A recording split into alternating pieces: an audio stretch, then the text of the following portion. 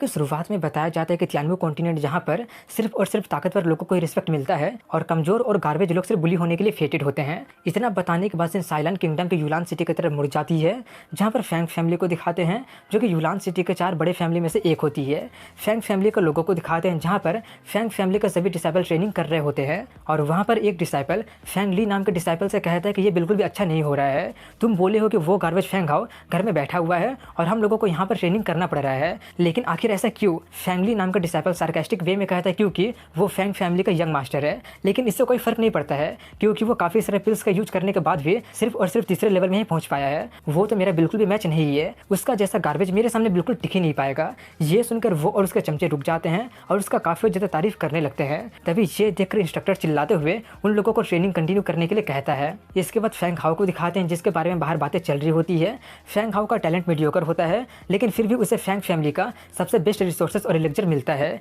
इसलिए सभी लोग उसे आइसोलेट कर दिए होते हैं क्योंकि उसे वो सब कुछ मिलता है जो कि उन लोगों को नहीं मिलता है। लेकिन वो लोग ये नहीं जानते हैं कि उन पिल्स और एलिक्सर का उस पर कोई भी असर होता ही नहीं है। वहीं पर फैंग हाओ को दिखाते हैं जो कि मेडिसिनल बाथ में होता है, लेकिन कुछ देर के बाद उस बात का पूरा इफेक्ट उसके बॉडी के अंदर चला जाता है जिससे कि फैंग हाओ नोटिस नहीं कर पाता है और वो मेडिसिनल बाथ भी बेकार हो जाता है। ये देखकर वहाँ पर मौजूद एक पर्सन फैंग हाओ से कहता है कि ये बात काफ़ी ज़्यादा प्रीशियस हर्ब से बनाया गया था जो कि आपके बॉडी को टफनेस को बढ़ा देता, लेकिन ये भी बेकार हो गया है। वहीं पर फैंग हाओ बाहर निकलते हुए कहता है कि अभी भी सब कुछ पहले जैसा ही है। मेरा बॉडी में एंटर करने के बाद वो बिल्कुल डिसअपियर हो गया। मैं सिर्फ एक गार्बेज हूँ, इसलिए फैमिली के रिसोर्सेज अब मेरे ऊपर बर्बाद करना बंद कर दीजिए और फ्यूचर में ऐसा ऐसा मेडिसिन देना भी बंद कर दीजिए। ये सुनकर वो कहते हैं ऐसा मत कहिए, आप मास्टर के इकलौते बेटे हैं। फैंग हाओ उसके बात को काटते हुए कहता है कि तुम आराम कर सकते हो, मैं मानता हूँ कि मैं गार्बेज हूँ, लेकिन इसका ये मतलब नहीं कि मैं हार मानने वाला हूँ। मैं अपने नाम पर कसम खाता हूँ कि चाहे जो भी हो जाए, चाहे कितनी परेशानी क्यों ना आ जाए, मैं हार नहीं मानूंगा। इसके बाद अगले सीन में फैंग हाओ को दिखाते हैं जो कि बाहर जाकर अकेले में काफ़ी ज़्यादा ट्रेनिंग कर रहा होता है और खुद से कह रहा होता है क्या गार्बेज, लोग मुझे लॉकडाउन कैसे कर सकते हैं? मुझे खुद पर विश्वास है कि मैं पूरा दुनिया को कॉन्क्यूर कर सकता हूँ। अगर वो लोग एक दिन में 50 सेट प्रैक्टिस करेंगे तो मैं 100 सेट प्रैक्टिस करूँगा और एक दिन में अपनी इसी मेहनत पर डिपेंड करके सबसे ताकतवर बन जाऊँगा।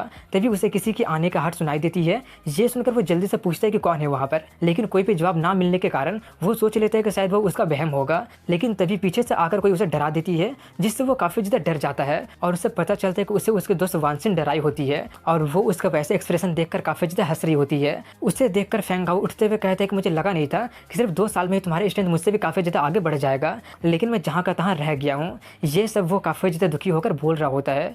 ये देखकर वो उसे कंफर्ट करते हुए कहती है कि ज़्यादा दुखी मत हो, मुझे पता है कि तुम कर सकते हो। फैंग हाओ कहता है कि मैं ठीक हूँ, मैं दुनिया का असलियत देख लिया हूँ, इसलिए मुझे इतना ज़्यादा मेहनत करना पड़ रहा है और वैसे भी तुम्हें तो ट्रेनिंग करना चाहिए था ना, लेकिन तुम यहाँ पर क्या कर रही हो? वानसिन उससे कहते हैं कि मेरे पास तुम्हारे लिए गुड न्यूज़ है, आज वाइंड मून स्कूल का मास्टर दे इंग मुझे अपना डिसाइपल एक्सेप्ट कर लिए हैं। ये सुनकर फैंग हाओ कहता है कि ये तो सच में काफ़ी ज़्यादा अच्छी बात है, तुम्हारे टैलेंट की बात करें तो तुम्हें तो वहाँ पर जाकर पढ़ाई करनी चाहिए। वानसिन अपने बात को कंटिन्यू करते हुए कहते हैं उससे भी जरूरी बात यह है कि वो ये मुझसे प्रॉमिस किया है कि वो तुम्हें भी एक चांस इंटरव्यू करने के लिए देगी। अगर तुम उस इंटरव्यू को पास कर लोगे तो हम दोनों एक साथ उस स्कूल में जा पाएंगे। ये सुनकर वो काफ़ी ज़्यादा शॉक्ड हो जाता है और कहता है कि चारों फैमिली में से सिर्फ तुम ही उसमें एंटर कर पाई हो, क्या मैं भी जा पाऊंगा? लेकिन तभी उन्हें किसी की आवाज़ सुनाई देती है कि तियानवे कॉन्टिनेंट में सिर्फ और सिर्फ ताकतवर लोगों को ही बोलने का हक होता है और वाइंड मून स्कूल ऐसा वैसा स्कूल नहीं है जहाँ पर तुम्हारे जैसा गार्बेज एंटर कर सकता है। और वो आवाज़ और किसी का नहीं बल्कि मार्शल मास्टर दे इंग का होता है, जो कि आगे बढ़ते हुए फैंग हाओ का इंसल्ट करते हुए अपने बात को कंटिन्यू करते हुए कहती है कि अगर मुझे पता होता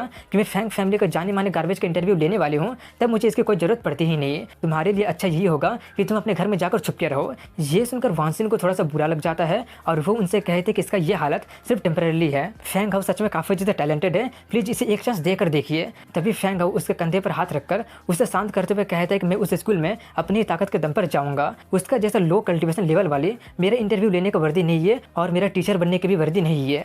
ये सुनकर वो काफ़ी ज़्यादा भड़क जाती है और काफ़ी गुस्से में कहती लगता है कि जब तक तुम मार नहीं खाओगे तब तक तुम्हें समझ में नहीं आएगा, मेरा इंसल्ट करके तुम बहुत ही बड़ी गलती कर दिए हो। ये बोलकर वो अपना काफ़ी ज़्यादा किलिंग इंटेंट निकालने लगती है और वो निकालने के बाद वो उस पर हमला कर देती है जिससे कि वो अपने दोनों हाथों से ब्लॉक कर देता है और वो इतना ज़्यादा ताकतवर होता है कि फैंग हाओ उसे बिल्कुल पूरी तरह से ब्लॉक कर ही नहीं पाता है और अपने मन में कहता है कि मैं यहाँ पर मरना नहीं चाहता हूँ। वहीं पर वो अपने अटैक को ब्लॉक देखकर वो काफ़ी ज़्यादा हैरान हो जाती है और तभी अचानक उसका पूरा का पूरा स्पिरिचुअल की को फैंग हाओ का बॉडी ऑब्जर्व करना स्टार्ट कर देता है और वो उससे खुद को अलग भी नहीं कर पा रही होती है। ये देखकर वो उससे कहती है कि अगर तुम और और ज़्यादा ऑब्जर्व करोगे तो तुम्हारा बॉडी फट जाएगा। फैंग हाउ गुस्से में कहता है कि मुझे कम मत समझो। वहीं पर ये देखकर दे इंग काफ़ी ज़्यादा डर गई होती है, क्योंकि अगर वो इसी तरह से उसका की को ऑब्जर्व करते रहेगा तो वो मारी जा सकती है। लेकिन तभी वो नोटिस करती है कि फैंग हाउ अपना बॉडी पर से कंट्रोल खो दिया है और इसी मौके का फ़ायदा उठाकर वो उस पर हमला करके खुद को छुड़ा लेती है।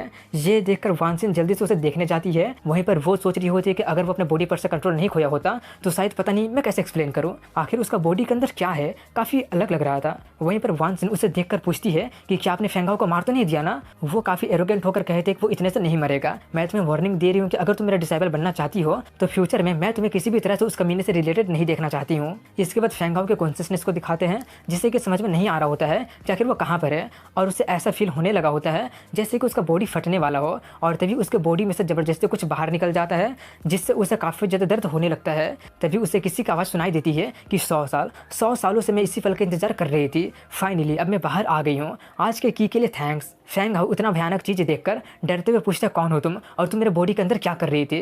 तुम बचपन से मेरे बॉडी के स्पिरिचुअल की को चुराते आई हो, इसी कारण से मैं गार्बेज बन के रह गया हूँ, ये सब तुम्हारी ही गलती है। वो उससे पूछती है आखिर तुम्हारा मतलब क्या है, तुम्हें इस चीज़ को लेकर खुश होना चाहिए कि तुम मुझे सर्व कर पाओगे, क्योंकि मैं ही इकलौती हूँ जो कि तुम्हें चांस दे सकती हूँ तुम्हारी ज़िंदगी बदलने के लिए। ये सुनकर वो थोड़ा सा शॉक्ड हो जाता है और कहता है क्या अब मेरा भी वक्त आने वाला है।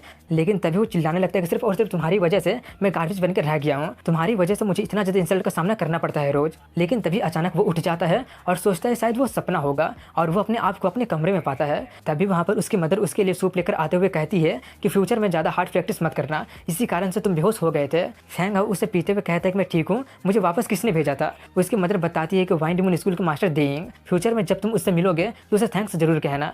ये सुनकर वो सोचता है कि जरूर वानसिन काफ़ी ज़्यादा विनती की होगी, तब जाकर वो मुझे लाई होगी। इतना सोचकर वो उससे कहता है कि मुझे उस तरह का पर्सन बिल्कुल भी पसंद नहीं है, मैं उसे देखना भी नहीं चाहता हूँ, थैंक्स के बारे में तो भूल ही जाइए। तभी वहाँ पर उसके फादर फैंग चेन आते हुए कहते हैं कि ज़्यादा इंपल्सिव मत बनो, वानसिन अब वाइंड मून स्कूल में मास्टर दे इंग के डिसाइपल के तौर पर एक्सेप्ट कर ली गई है, जो कि पूरा यूलान सिटी में बहुत ही बड़ी बात है। और मैं फैंग फैमिली का मास्टर और तुम फ्यूचर मास्टर होने के कारण तुम एटीट्यूड में हार नहीं सकते हो। हालांकि मुझे नहीं पता कि क्या हुआ है, लेकिन एक बात याद रखना कि हमारे फैंग फैमिली के मैन अपना सर दूसरे के सामने कभी नहीं झुकाते हैं। इसके बाद वान फैमिली को दिखाते हैं, जहाँ पर काफ़ी सारे फैमिली के लोग आकर वानसिन के स्कूल में एडमिशन को लेकर ही बातें कर रहे होते हैं और वान फैमिली का काफ़ी ज़्यादा तारीफ कर रहे होते हैं। तभी वहाँ पर फैंग फैमिली वाले पहुँच जाते हैं और फैंग हाउ के फादर फैंग चेन लेट होने के लिए माफ़ी मांगते हैं और उन लोगों को बधाई देते हैं। फैंग हाउ को देखकर वानसिन उसका हालचाल पूछने लगती है। ये देखकर उसके फादर चिल्लाते हुए कहते हैं कि अब तुम वाइंड मून स्कूल के स्टूडेंट बन गई हो, आखिर तुम्हारे उस कचरे के साथ कैसा रिलेशन है, मेरे पास वापस आओ और अपना आइडेंटिटी पर ध्यान दो। ऐसा बर्ताव देखकर वानसिन कहती है कि फादर फैंग हाउ ने मेरा जान बचाया है, आप उसे ऐसे ट्रीट नहीं कर सकते हैं।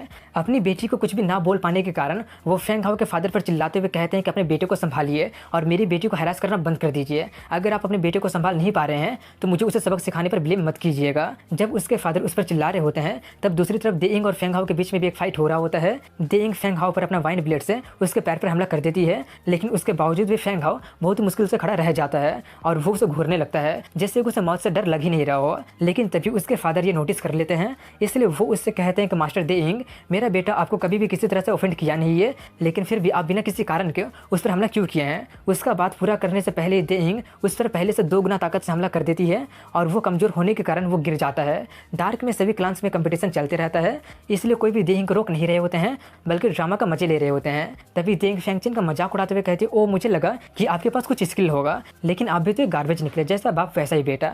ये सुनकर फैंग चेन सोचते हैं कि हालांकि मैं उसका ओपोनेंट नहीं हूँ, लेकिन फिर भी मैं अपना फैमिली का नाक नहीं कटने दूंगा। ये सोचकर वो उससे कहता है, अगर ऐसी बात हो तो ठीक है, मैं आपसे डुएल करने के लिए तैयार हूँ। ये सुनकर वो तुरंत उस पर हमला करने के लिए जाने लगती है और कहती है कि अभी बुढ़े मरना है तो ठीक है, मैं तुम्हारा विश पूरा कर देती हूँ। लेकिन उसका हमला करने से पहले वानसिन उसके सामने आकर ये सब ड्रामा को बंद करवाने लगती है। वानसिन को देखकर फैंग हाउ भी काफी ज्यादा भड़क जाता है और वो भी उस पर हमला करते हुए कहता है, कल क्या हुआ था, क्या तुम भूल गई हो क्या।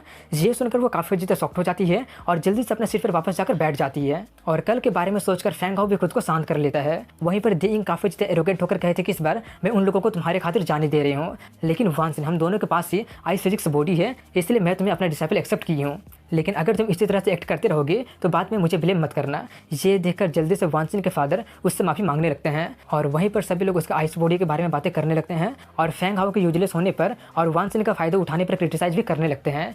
ये सब सुनकर फैंग हाउ से रहा नहीं जाता है और वो दे इंग से कहता है कि मुझे पता है कि मैं तुम्हारा अभी ओपोनेंट नहीं हूँ, लेकिन आज के ह्यूमिलेशन का बदला 3 साल के बाद मैं तुमसे 2-3 गुना वापस लूंगा। ये सुनकर वो काफ़ी ज़्यादा एरोगेंट होकर हंसने लगती है और कहती है कि जिस लेवल पर मैं अभी हूँ उस लेवल पर मुझे पहुँचने में लगभग 6 साल लग गए थे और तुम जिससे कि कल्टीवेशन स्टार्ट करने में इतना टाइम लग गया है मुझे चैलेंज करना चाहते हो, वो काफी जो तो गुस्से में उससे कहता है कि मैं तुम्हारा फायदा उठाना नहीं चाहता हूँ। अगर तुम मुझ पर हमला नहीं की होती ना तो अब तक मैं तुम्हें ऑन द स्पॉट पर ही मार दिया होता। और उसका यही बोलने के साथ यहीं पर इस एपिसोड की एंडिंग हो जाती है। अगर वीडियो पसंद आया हो तो लाइक कमेंट शेयर के साथ चैनल को सब्सक्राइब जरूर करें दोस्तों। मिलता हूँ अगले वीडियो में, तब तक के लिए हैव अ गुड डे।